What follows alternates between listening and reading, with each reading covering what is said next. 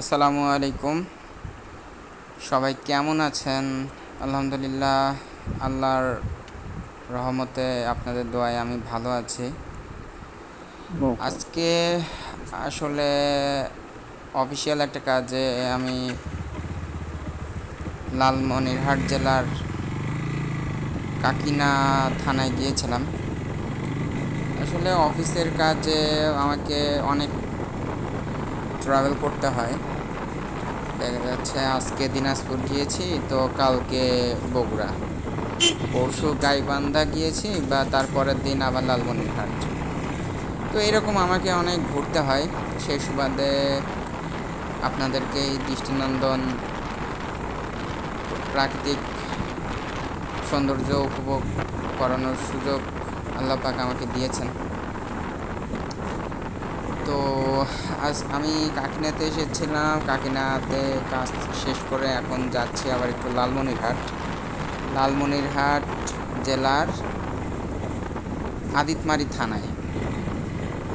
তো এটা হলো আপনার ভেতরের একটা শর্টকাট রাস্তা। এই শর্টকাট রাস্তা দিয়ে গেলে আম, বেশ কম সময়ের মধ্যে যাওয়া যায়। বাট এটা আসলে গ্রামের মধ্যকার যে ছোট রাস্তা হয় সেই রাস্তাগুলো। তো যাই হোক, আর এই রাস্তাটা এমনিতেও পার্সোনালি আমার খুব পছন্দের। মোটামুটি প্রাকৃতিক সৌন্দর্য উপভোগ করতে করতে যাওয়া যায়। বাট রাস্তার কন্ডিশন কিছু কিছু জায়গায় প্রচণ্ড বাজে। সামনে একটা বাজার আছে, বাজারের মধ্যে রাস্তা প্রচণ্ড ভাঙা। তারপরে কয়েকদিন আগে এদিকে বৃষ্টি হয়েছে, হয়তো বা আপনারা আবহাওয়া বার্তায় শুনেছেন যে রংপুরের এদিকে কিছুদিন আগে ভালোই বৃষ্টি হয়েছে। তো এই বৃষ্টির কারণে বিভিন্ন জায়গায় ভালোই পানি জমে আছে আর কি। তবে আলহামদুলিল্লাহ, বৃষ্টির কারণে এদিকের ফসলাদিও অনেক ভালো হয়েছে। তবে তিস্তা নদীতে দেখলাম যে প্রচুর পরিমাণে পানি বাড়ছে, যেটা আসলে মানে আশা চাইতেও বেশি। কারণ এখন বর্তমানে যে পরিমাণে পানি আস্তে আস্তে বাড়ছে, সেটা কিছুদিন পর বিপদের কারণ হয়ে দাঁড়াতে পারে। যাই হোক, তো আজকে আদিতমারিতে যাচ্ছি। যাওয়ার পথে বেশ কিছু জায়গা আছে। আরেকটা মজার ইন্টারেস্টিং ব্যাপার যেটা, যে এই কাকিনাতে বেশ কিছু জায়গা আছে, ইন্টারেস্টিং জায়গা আছে, যেগুলোর নামও ইন্টারেস্টিং। যেমন ফার্স্ট অফ অল যদি বলি, শিয়ালখোয়া বাজার। এখন আপনারা শুনলে হাসতে পারেন। আসলেই নামটা প্রথমে আমিও যখন মাইল ফলকে যখন দেখি যে শিয়ালখোয়া বাজার, তখন আমি চিন্তা করলাম যে কেমন যে কেমন হয়ে গেল এটা। যাই হোক, এরকম আরও অনেক ইন্টারেস্টিং নাম আছে। যেমন প্রথমত তো বললাম শিয়ালখোয়া বাজার, তারপরে আছে বুড়ির হাট, তারপরে আছে আপনার এরকম যে অনেকগুলো আছে, আমার এই মুহূর্তে মনে পড়ছে না সব। তো এই নামগুলো মানে দেখলে রাস্তার পাশে যখন মাইল ফলকের নামগুলো দেখি, ভালোই লাগে, মজা লাগে, যে হাস্যকর একটা ব্যাপার আর কি। তো আমি অ্যাজ ইউজুয়ালি আস্তে আস্তে এই রোডগুলোতে দিয়ে যখন যাই, তখন আস্তে আস্তেই যাই, চারপাশের সব কিছু উপভোগ করতে করতে যাই। চারপাশে তো শুধু ধরেন প্রাকৃতিক সৌন্দর্যই থাকবে এমন কিছু না, চারপাশে চোখ কান খুলে চললে অনেক কিছু উপভোগ করা যায়। যেমন কিছুদিন আগে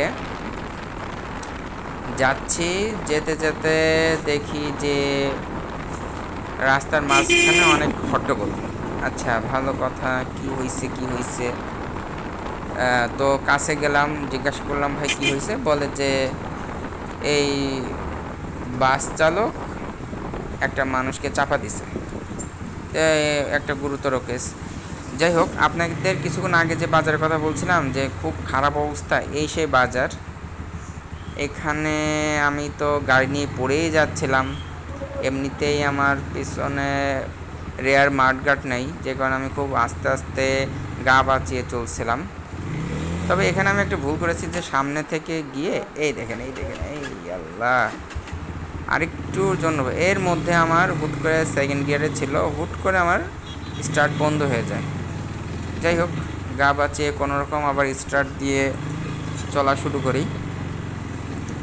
তো যে কাহিনিটা বলছিলাম যে তো বাসটা নাকি একটা মানুষকে চাপা দিছে। আচ্ছা, তো সে বাস ড্রাইভার তো কোনো কিছুই মানছে না, মানুষ যেই তাকে থামাতে যাচ্ছে মনে হচ্ছে যে সে চাপা দিবে, তাকেও চাপা দিতে যাচ্ছে। তো অনেক কষ্ট করে আমি সহ আরও 3-4 জন বাইকার মিলে বাসটাকে দাঁড় করানোর পরে তাকে পুলিশের হাতে দেওয়া হয়। তো যাই হোক, এইরকম রাস্তাঘাটে চোখ কান খুলে চললে অনেকের হেল্প করা যায়, অনেক সমস্যার সমাধান করে দেওয়া যায়, অনেক কিছু উপভোগ করা যায়। প্রাকৃতিক সৌন্দর্য তো আছেই, সেটা বলার অপেক্ষা রাখে না। তো আমরা এখনও অর্ধেক রাস্তাও আসিনি, আমাদের এখনও বেশ কিছুটা পথ অতিক্রম করতে হবে। এখানে গ্রামের মধ্যে একটা ফিলিং স্টেশন দিয়েছে, যাক ভালোই করছে। আসলে এই এলাকাগুলোতে দেখি যে প্রত্যন্ত অঞ্চলও যদি বলি, সেসব অঞ্চলে আপনার ভালোই ফিলিং স্টেশন দেওয়া, 1-2টা করে, বা দেখেছে 4-5 কিলো বা 5-7 কিলো দূরে দূরে ফিলিং স্টেশন দেওয়া আছে। এই উদ্যোগটা খুবই ভালো, কারণ এই এলাকাগুলোতে আসলেই বলা চলে যে একটু প্রত্যন্ত এলাকা। এই এলাকা দিয়ে কোনো রকম বাস চলাচল বা অন্যান্য যান চলাচল হলো, বাস চলাচল কম হয়। তবে এইসব রাস্তাতেও প্রচণ্ড ঝামেলা করে এই অটোরিকশা বা ভ্যান, এগুলো খুবই ঝামেলা করে। এই দেখেন, বলতে বলতেই ভ্যানে কিভাবে চাপ দিচ্ছে, এটা কি সে কি আগে দেখবে না? না দেখে হুট করে চাপ দিচ্ছে। ঠিক আছে ভাই, আসলে রাস্তাঘাটে চলতে গেলে প্রচুর সমস্যার সম্মুখীন হইতে হয়, যেটা আপনারা যারা বাইকার ভাই আছেন, যারা রাস্তাঘাটে চলেন, তারা খুব ভালো বলতে পারবেন। আর আপনারা যারা আমার মতো লিফান কেপিআর রাইডার আছেন, তাদের কাছ থেকেও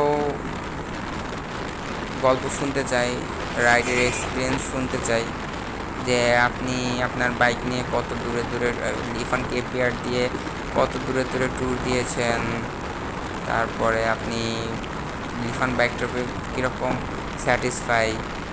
তো এইসব গল্প আপনাদের কাছ থেকে শুনতে চাই।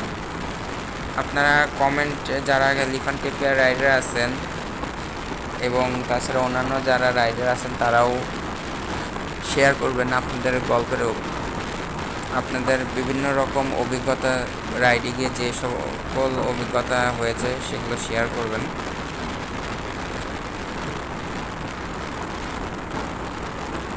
আমরা দেখেন না, এই রাস্তা এতটুকু চিপা রাস্তা, এর মাঝখানে যদি আবার এই ধানের খড় নেড়ে দেয় বা ধান নেড়ে দেয়, তাহলে তো ভাই প্রচুর রিস্কি। কীভাবে সম্ভব এগুলোকে থেকে নিজেকে বাঁচিয়ে চলা? একটু অসতর্ক হইলেই বড় ধরনের দুর্ঘটনা হইতে পারে।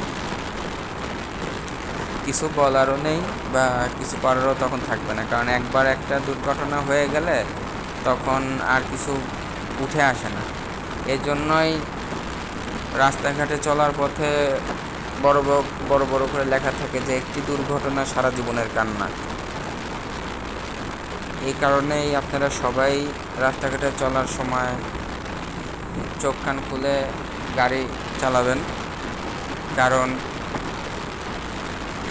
সবারই আসলে একটা পরিবার থাকে, যে পরিবারের হোক মা, হোক বোন, হোক বউ, হোক সন্তান, কেউ না কেউ আপনার পথ চেয়ে বসে থাকবে প্রতিনিয়ত। যে না, একজন মা চিন্তা করবে যে না, আমার ছেলেটা বাইরে আছে, কখন যে সে সুস্থ শরীরে ঘরে আসবে। আবার একজন বোন চিন্তা করবে যে আমার ভাইয়াটা বাইরে আছে, কোন সময় সে বাসায় আসবে। একজন বউ চিন্তা করবে যে আমার স্বামীটা বাইরে আছে, কখন সে সুস্থ শরীরে ঘরে আসবে। এবং সবচাইতে স্নেহের ও যত্নের যেটাকে বলা যায় যে সন্তান, তো সন্তানরা যখন বলবে যে আমার বাবা কখন ঘরে আসবে, বা কখন বাবা তো অনেকক্ষণ গিয়েছে বাইরে, বাবা কখন ঘরে আসবে, তো আপনি সুস্থ থাকলেই তাদের মুখে হাসি ফুটবে, তারা সবাই ভালো থাকবে। এই কারণে সবাই চেষ্টা করবেন সবসময় নিরাপদে ঘরে ফেরার জন্য। রাস্তাঘাটে অনেকে দেখি অনেক পাগলামি করে, যারা মূলত বয়স কম যাদের, তারা খুব পাগলামি করে। তো এগুলো আসলে ভাইয়া,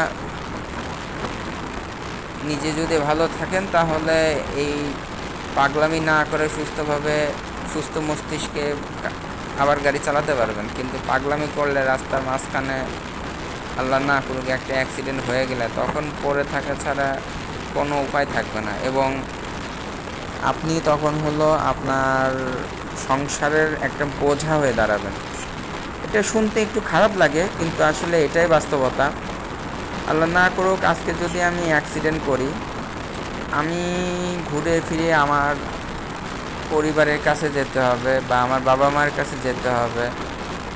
যতই আমরা স্নেহের হই, আদরের হই, তারপরে কিন্তু একটা সময় গিয়ে দায়িত্ব অনেক চলে আসে। তো সেই দায়িত্বের উপর ভিত্তি করেও যখন আমি নিজে আল্লাহ না করুক অ্যাক্সিডেন্ট হয়ে পড়ে থাকবো, তখন তাদেরকে আমাকে দেখতে হবে, এবং এই জিনিসটা তখন তারা না চাইলেও একটু পেশার মতো হয়ে যাবে তাদের উপরে।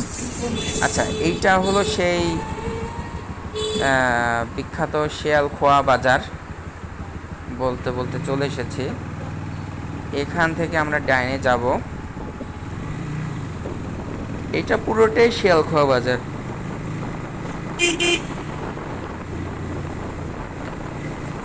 অনেক চিপা রোড। এই রোডগুলোতে আসলে গাড়ি চালানো খুব রিস্কি মনে হয়।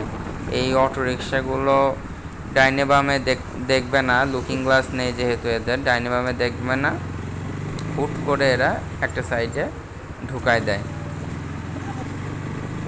যেটাই আসলে সবচেয়ে বড় প্রবলেম হয়।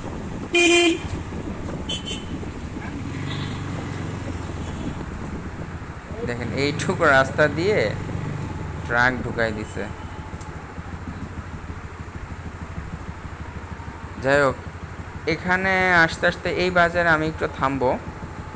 আমি আবার এই যে গরম সিঙ্গারা ভাজছে, ওহো, গরম সিঙ্গারা তো খাইতেই হবে, কি করা যায়। আচ্ছা, তো যাই হোক, টাটা সবাইকে, আল্লাহ হাফেজ। এখন আমি গরম সিঙ্গারা খাবো। আমার মতো আপনারা কারা গরম সিঙ্গারা ভক্ত আছেন জানাবেন। তো আজকের মতো এখানেই সমাপ্ত। আমার যাওয়া এখন অনেক বাকি আছে, তো আগে গরম সিঙ্গারা খাবো, তারপরে যাব।